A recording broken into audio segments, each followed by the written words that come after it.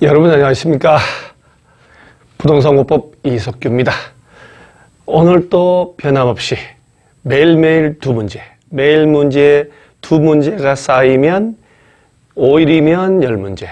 이게 이제 10주만 하면 100문제. 엄청납니다. 그래서 매일매일 부담 없이 풀면서 문제를 외우시면 큰 도움 된다는 거. 자, 드디어 농지법 거의 막판으로 왔습니다. 농업인에 해당한다. 농업인에 여러분 기계적으로 1091, 330 한번 해보셔야 돼요. 1091, 330.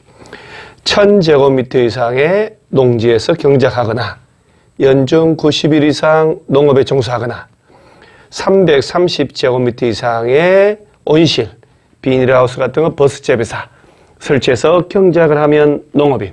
1091, 330. 대가축 2두, 중가축 12, 소가축 100두. 소가축이라는 것은 소, 엄매, 얼룩소 그게 아니고 또 오리나 닭이 아니고 토끼, 밍커 이런 걸 얘기하는 거예요. 가금류라고 하는 게 이제 집에서 기르는 날짐승을 말하죠. 닭이나 거위, 오리 이런 것들. 천수, 꿀벌 10군 이상, 그 다음에 축산업 120일.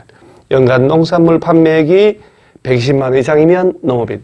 입으로 떠들면서 사는 게 제일 좋습니다. 입으로 떠들면서 사는 게. 따라서 이건 천수 이상이니까 틀렸죠. 28회 시험 나온 거예요. 축산업 120일. 연간 농산물 판매액이 120만 원. 비닐하우스 나오면 330. 따라서 정답은 1번. 농업인 꼭 정리해 놓으시기 바랍니다. 자, 그 다음에 농취증.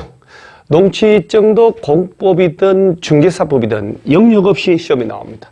그냥 기계적으로 시, 구, 업, 면에 가서 발급 신청을 한다. 농취증 발급받기 전에 미리 농업경영계획서가 들어가야 돼요. 그래서 면적, 노동력, 기계, 인력을 어떻게 확보할지, 뭘 심을지, 이용 실태, 심지어 직업, 그 다음에 영농 경력, 영농, 즉 통작 거리 다 써야 돼요.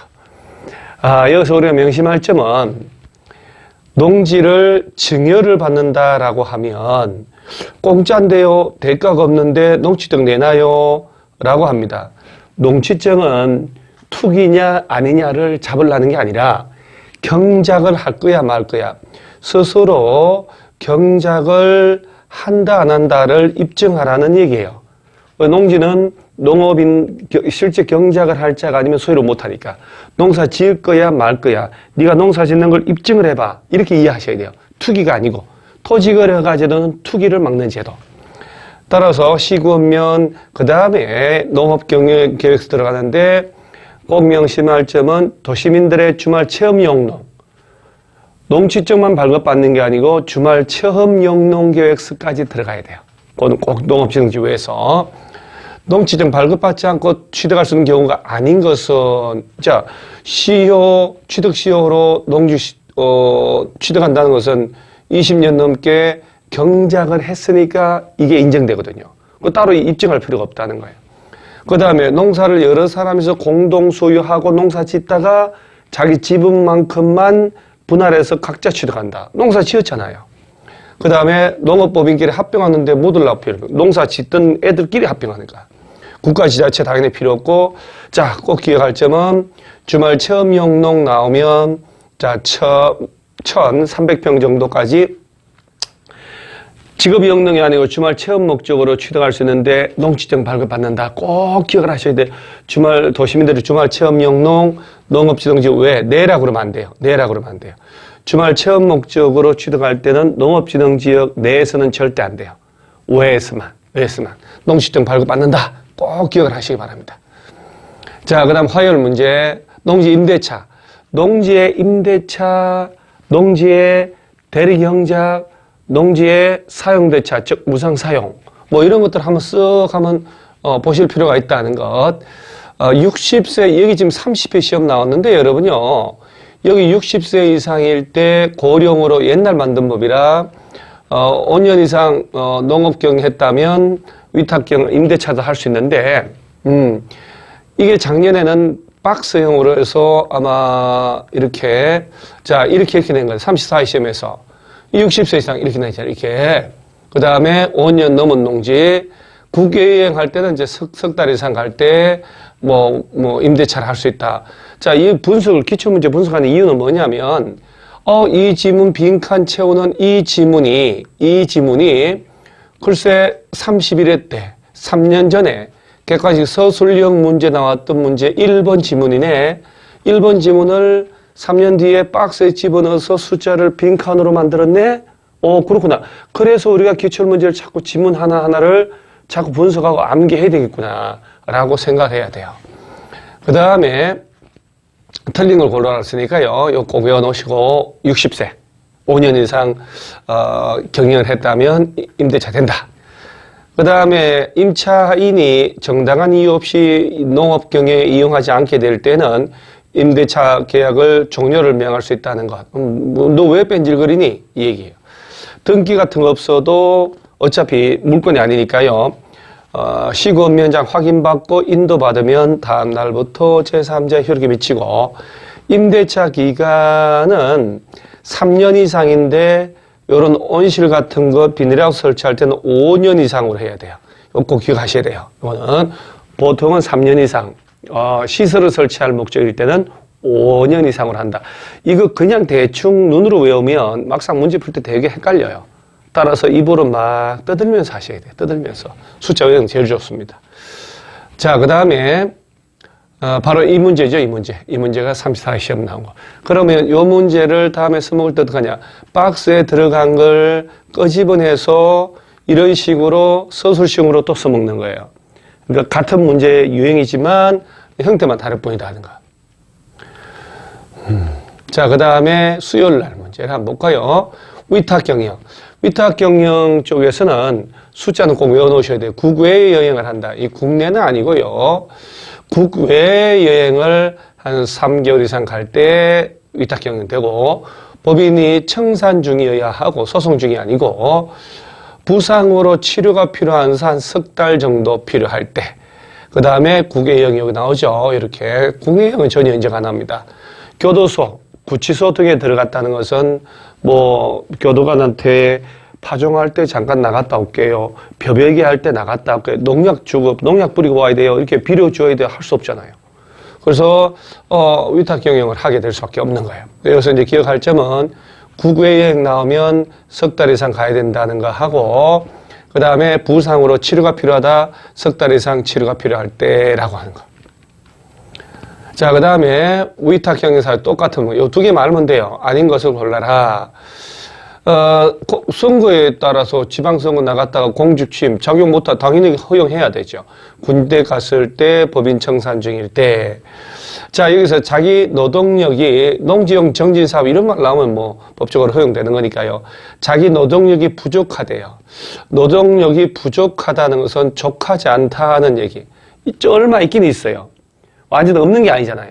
그러면 농작업의 일부를 위탁할 수 있다. 이렇게 하는 거예요. 법에는 전부가 아니고 일부를 위탁해야죠. 부족하니까. 부족한 부분만. 자, 위탁경영 임대차 꼭 정리해 놓으시고요. 여러분 한두 문제가 아쉬울 수도 있다는 거 아셔야 돼요. 농지법 너무 무시하지 마시고 요 정도는 정리해 놓아야 돼요. 대리경작자. 대리경작자가 나오면 대리경작자 지정대로 지정된 사람은 그 땅에 농사 지으면 수확일로부터 2달 내에 콩 10가마 중에 한 가마, 즉 수확량의 10%를 소유자에게 줘야 된다. 소유자뿐 아니고 임차권자가 가지고 있는 농사 짓는 땅이라도 놀리고 있으면 대리경작자 지정을 시군구에서 직권으로 하거나 농사 짓고 싶은 사람의 신청을 받아 지정할 수 있다. 대리경작 기간은 따로 정하지 않으면 3년으로 한다. 따로 정하면 정한 대로. 따로 정하지 않으면 3년을 한다. 이렇게 몇 가지가 기억나셔야 돼요. 자, 그 다음에 지력을 정진하고 토양을 개량 등 이런 거 할 목적인데 휴경을 한다고 대리경작자 지정하면 안 되죠. 쉴 땐 쉬게 해줘야 돼요. 그 다음에 신청뿐 아니고 직권으로 시군구에서도 지정 가능합니다. 그러니까 기출문제만 잘 풀어도 다 풀려요. 자, 대리경제학자가 게을리하면 예를 들어서 야 네가 대신 농사 지어라 하고 A한테 지정해줬는데 얘마저도 뺀질뺀질한다는 얘기죠. 그러면 그 기간 끝나기 전이라도 지정을 해지해서 쫓아내버릴 수도 있습니다. 그 다음에 몇 년이 아니고 따로 정하지 않으면 3년으로 한다. 따로 정하면 왜 임대차 기간하고 똑같이 이해하시면 돼요. 따로 정할 수 있는데 따로 정하지 않으면 3년으로. 그 다음에 소유권자를 대신할 뿐 아니고 임차권자를 대신해서도 얘도 놀리고 있네 농사 안 짓고 그러면 전부 지정할 수가 있어요. 따라서 이 문제만 이해를 해도 대리경작은 클리어 다 풀립니다. 자, 요 가로 속에 있는 거 수학령 대리경작 콩 한 가마 농사 짓는 거니까 콩이 10가마 중에 한 가마 준다 이렇게 알아놓으시고요. 여기 농지를 적법하게 소유하는 농업법인은 영농조합법인하고 농업회사법인인데 여기에 회사법인 만들어서 경작을 하고 판매를 하고 하려면 3분의 1 이상이 농업인으로 구성이 돼야 돼요. 3분의 1. 따라서 이런 것들, 요런, 아시죠, 여러분? 요런 지문이 서술형으로 나온다고. 3분의 1. 이렇게. 자, 금요일자, 농업지정지역, 녹관농자를 대상으로 도시지역 중에 녹지지역에서 관리농림 자연환경보전지역에서 지정하는데 녹지라도 여러분 특별시 녹지는 제외하고 자, 농업진흥지역은 우리가 명심할 점은 농지법이지만 시도지사가 지정한다.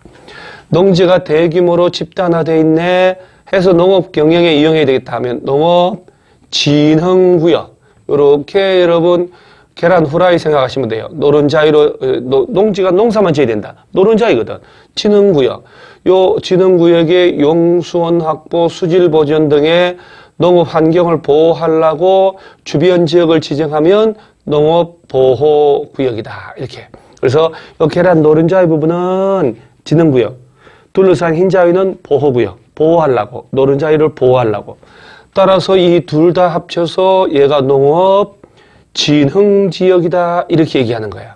그래서 후라이를 할 때 후라이팬 하나 만들어서 손잡이를 잡고 여기다가 시도지사다라고 쓰시면 후라이는 누가 하냐? 시도지사. 즉 농업진흥지역은 시도지사가 지정한다라고 기억을 하시란 말이에요.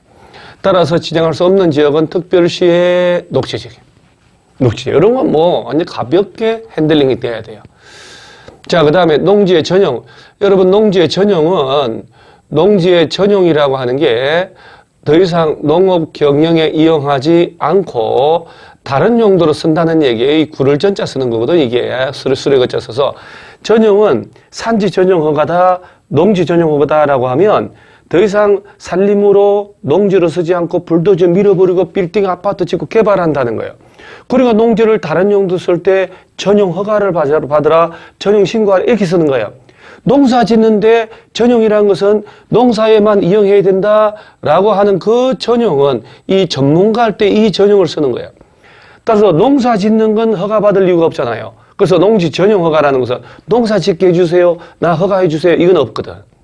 따라서 농지 전용이다. 이런 것은 할 때 개인들이 다른 용도로 쓰면 전용 허가, 마을회관, 놀이터, 농업인 주택, 양의장, 양식장, 유통가공시설 이런 거 설치할 때는 신고, 국가나 지자체는 협의라는 말 써요. 그래서 이때 농지보전부담금이라는 돈을 내야 되거든요. 자, 농업진흥지역 밖의 농지를 마을회관 부지로 쓴다. 전용 허가가 아니고 전용 신고하는 거예요. 마을회관, 놀이터, 농업인 주택, 신고. 자, 그 다음에 전용 허가 받은 자가 조업 중지 등의 조치명령 위반하면 허가를 취소해야 한다. 농지법에서요, 농지 전용 허가 취소 사유 중에 반드시 취소해야 한다 하는 것은 각종 공사 중지 등의 조치명령 위반한 자예요. 그만해라 했는데 계속 밀어붙인다. 반드시 취소해야 돼요. 이거 하나 꼭 이어놓으셔야 돼요. 그 다음에 타용도, 여러분, 타용도 일시사용이라는 것은 다른 용도로 일시로 갔다가 농지로 복구를 하는 거예요. 복구. 다시 돌아와야 돼. 전용이란 말은 완전히 영원히 지목이 바뀌어. 이 전용허가, 전용신고, 전용협의 등의 전용이란 글자 들어갈 때 농지 보존 부담금을 내게 하는 거예요. 일시 사용 허가 받은 자는 갔다가 농지로 돌아오니까 농지 전용 부담금 옛날 용어를 하면 이걸 낼 이유가 없죠. 그래서 얘는 복구비를 예치한다. 이렇게 얘기해요. 꼭 기억하셔야 돼요. 농지 보존 부담금이란 것은 옛날에는 농지 전용할 때 내는 농지 전용 부담금이라고 그랬어요. 옛날에 훨씬 더 알아듣기 쉬웠어요. 그런데 이게 우아하게 보존 부담금 바뀌었거든. 얘는 농지를 전용을 할 때만 내는 거예요. 전용. 완전히 지목이 바뀔 때. 일시 사용이라는 것은 갔다가 돌아와요. 따라서 이거 복구비. 따라서 복구비. 농지 보존 부담금이라고 하는 걸 입으로 좀 떠들어 놓으세요. 용어 익숙하게. 따라서 얘는 낼 필요 없죠. 그 다음에 농지 전용 허가권자는 야, 전용하는 건데 농지 보존 부담금을 내라고 허가를 할 수 없다가 아니고 있죠. 그 다음에 주목적 사업을 위한 현장 사무소 등을 설치한 용도로 일시 사용할 때는 시군구에 가서 신고하는 게 아니고 일시 사용에 허가를 받는 거예요. 이렇게 일시 사용 허가. 그래서 이런 경우는 복구 비용을 예치한다라고 하는 거예요. 그래서 농지 전용, 농지 보존 부담금, 전용 허가 취소, 복구비 이걸 이해를 잘 해놓으셔야 돼요. 그래서 이 정도 농지법은 여기 지금 10문제잖아요. 요건 진짜 꼭 기억을 하셔야 돼요. 주제별로 제가 넣기 때문에 공법에서 고득 좀 할 수 있습니다. 합격의 명문, 부천에 있는 부천 방문가. 그래서 여러분들 앞으로 남은 기간 모의고사 현장에서 꼭 모의고사를 참여해서 보시기 바랍니다. 그래서 모의고사가 진짜 여러분한테 많이 도움됩니다. 틀린 거 꼭 복습해 놓으시고요. 그래서 합격을 향해서 용병정신 화이팅! 고생 많으셨습니다.